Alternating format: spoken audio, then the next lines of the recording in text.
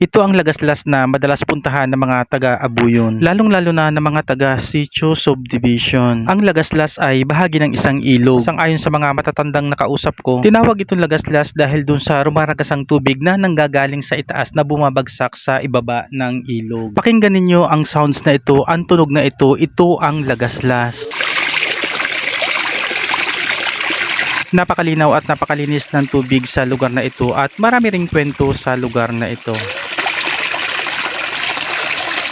Para itong waterfalls na mababa lang at kahit malakas na nga yung ulan ay hindi ito lumalabo. Hindi katulad ng ilog sa harap nito na pinapatakan ng tubig na kapag tag-ulan ay madalas lumalabo o bumabaha sa ilog na ito. Pero ang lagaslas na ito ay nananatiling malinaw ang tubig. Nagkataong wala na namang daloy ng tubig sa gripo namin na dumating ang aking mga pinsan at ilang mga taga Laguna. Kung kaya't kami ay nagkayayaan na maligo at maglaba sa tinatawag ng lagaslas, ang kilalang ilog sa aming barangay. Ang kilala pagdating sa ilog na iyong paglalabahan at pagliliguan. Hindi na nabago ang sistemang ito ng yayaan ng mga barkadahan, ng mga kaibigan, ng mga magulang na talagang tuwang-tuwa na maglaba at magligo sa lagaslas na ito. At habang naglalakad nga kami papunta sa lagaslas ay hindi may iwasan yung mga mapagkikwentuhan yung mga nakaraan nung kabataan. Napagkikwentuhan yung ganda ng tanawing ito, yung katahimikan ng lugar na ito, habang sunong-sunong mo ang napakaraming labahang pinadala sa iyo ng iyong nanay. Yung pinaglaba ka papunta sa ilog, papunta sa lagaslas na maglalakad ka ng malayo. Pero tuwang-tuwa ka pa, masayang masaya ka pa. At yung mga kasiyahan na yan ay naramdaman ko rin parang hindi ka mapapagod sa layo ng iyong lalakarin. Hindi naman ganun kalayo. Pero syempre sa mga hindi sanay at reklamador na anak na inuutusan ay magrereklamo na maglakad para lang maglaba sa lagaslas na ito. Pero kami sobrang tuwang-tuwa pa kami na maglaba sa lagaslas na ito habang may daladalang nilabong saging at nilagang kamote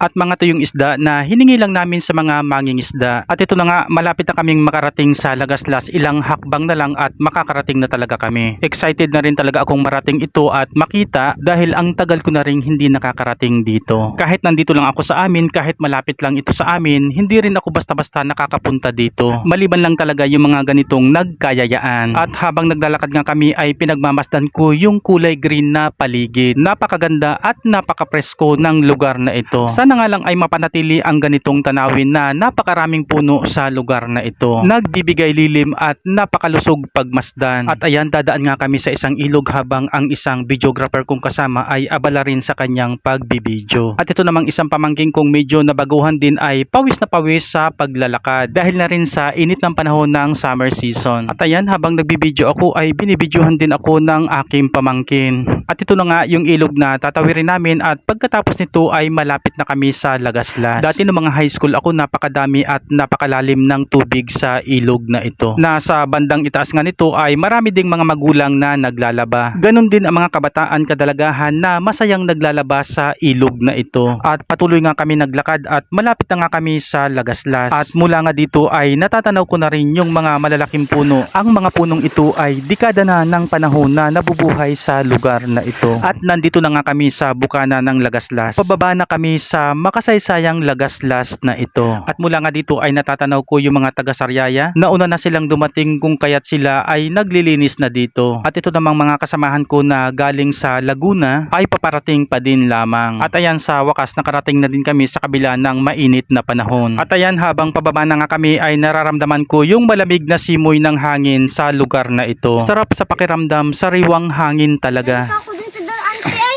Kala ko na sabi ko, wala na daan. Doon pala, doon pa pala.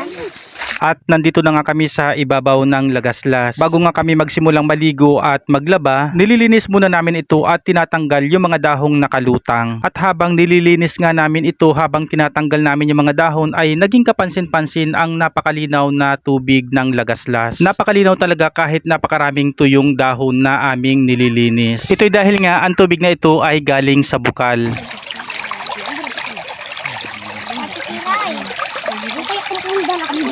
Maraming bukal ang pinanggagalingan nito at isa nga sa mga dumadaloy na tubig dito ay ang umaawas na tubig mula sa tangke ng Abuyon.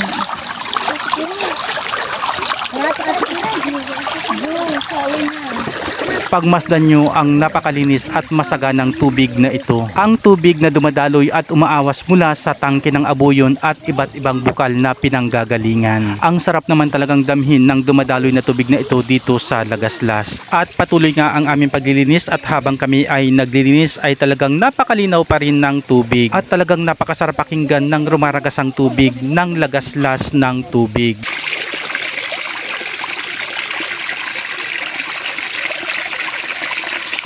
Napakasarap naman talagang pagmasdan ng tubig na ito, patunay na may masaganang tubig ang Barangay Abuyon. At ayan, matapos nga kami maglinis ay nag-umpisa na rin kaming maglaba at maligo. At isa rin sa exciting dito, tuwang-tuwa sila na nangunguha sila or namumulot ng pili.